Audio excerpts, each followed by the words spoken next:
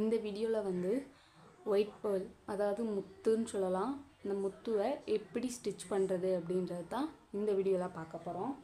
இது வந்து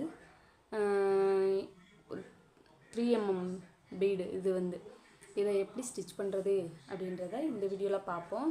நான் சொன்ன மாதிரி ஆன்டிக் பீடு எப்படி ஸ்டிச் பண்ணுவோமோ அதே மாதிரி தான், ரொம்பவே ஈஸியாக தான் இருக்குது. இனிமேல் வர கிளாஸஸ் எல்லாருமே ரொம்ப சிம்பிளாகவே கற்றுக்கலாம். ஒரு பீடாக ஸ்டிச் பண்ண போகிறோம். ஏன்னா இதெல்லாம் ரெண்டு பீடு ஸ்டிச் பண்ணால் ஆன்டிக் பீடு எப்படி ஸ்டிச் பண்ணும்போது நம்மளுக்கு லூஸ் ஆகுமோ அதே மாதிரி தான் இதுவும் ஆகும்.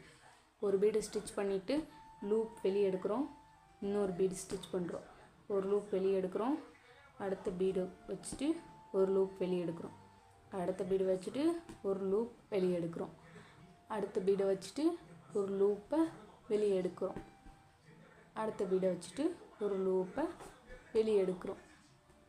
அவ்வளோதான். இதையும் எப்பயும் போல் எண்ணாட் போட்டு எடுத்துக்கலாம். இல்லைன்னா இந்த மாதிரி நீடியில் இந்த பாசி மேலே வச்சு அமுக்கினீங்கன்னா கீழே இழுத்திங்கன்னா நாட் விழுந்துடும், வராது. அவ்வளோதான். இப்படி தான் ஸ்டிச் பண்ணணும். இனிமேல் வர கிளாஸஸ் எல்லாமே சிம்பிளாக தான் இருக்குன்னு சொன்ன மாதிரி ரொம்பவே ஈஸியாக போட்டு முடிச்சிடலாம். நீங்கள் போட்டு பார்த்துட்டு எப்படி வந்துச்சுன்றதையும் ஏதாவது டவுட் இருந்தால் கமெண்ட்டில் சொல்லுங்கள். நான் ஏதாவது இம்ப்ரூவ் பண்ணணுன்னாலும் அதையும் கமெண்ட்டில் சொல்லுங்கள். நம்ம சேனலில் ஃப்ரீ ஆரி கிளாஸஸ்லாம் போட்டுட்ருக்கோம். நீங்களும் ஃப்ரீயாகவே ஆரி கற்றுக்கணும், ஒரு ப்ரொஃபஷ்னல் ஆரி ஒர்க் பண்ணுற விமனாக ஆகணும் அப்படின்னு நினச்சிங்கன்னா நீங்கள் நம்ம சேனலை சப்ஸ்கிரைப் பண்ணி வாட்ச் பண்ணால் மட்டும் போதும். எந்த ஒரு அமௌண்ட்டும் பே பண்ண தேவையே கிடையாது. ஈஸியாகவே நீங்களும் ஆரி கற்றுக்கலாம்.